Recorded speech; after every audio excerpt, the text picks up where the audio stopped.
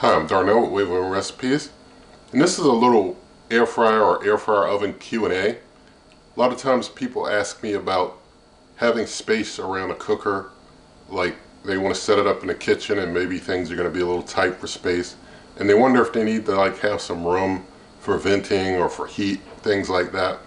And I do want to point out that with any type of cooker that is a countertop type cooker, you need to have some room for space. How much is going to usually depend.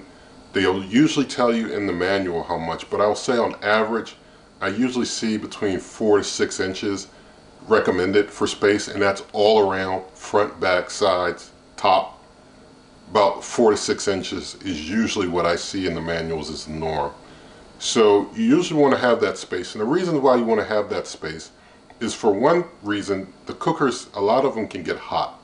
A lot of them can produce a lot of heat on the outside, and you don't want to have them near anything that they could burn or mess up in any type of way because of heat.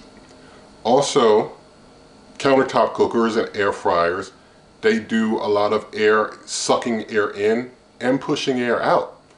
Usually they'll push air in from maybe the top or maybe the sides, they'll suck air in, and typically they'll push air out the back. And so you want to have ventilation all around so that the cooker can do its airflow properly and can manage air properly. You don't want to mess up or impede its airflow. So you've got the heat factor, where you could cause heat damage if you've got things too close.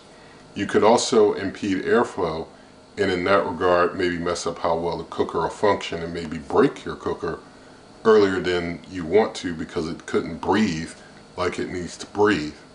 So it's good to have proper space for any cooker that you're going to use.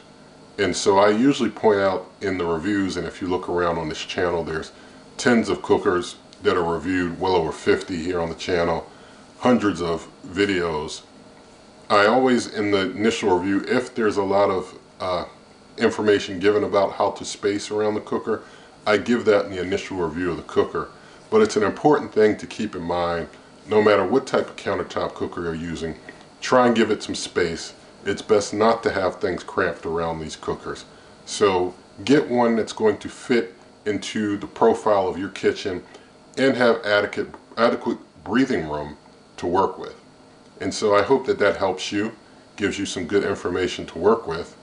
And so if you did like this video, please do give it a thumbs up, share the video with a friend, leave your comments, subscribe, hit that notification icon, and good eating.